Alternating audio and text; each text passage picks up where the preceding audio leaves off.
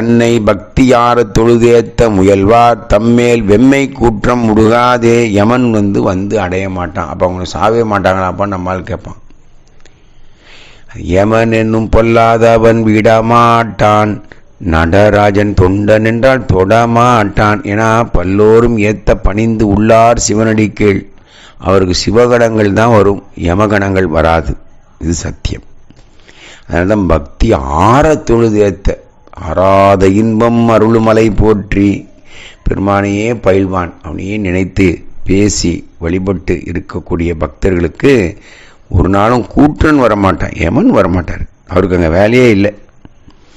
அரக்கன் முடித்தோள் நெறிய, ராவனுடைய முடி 10 தலையும் நெறிய அடர்த்தான் அமைக்கினார்.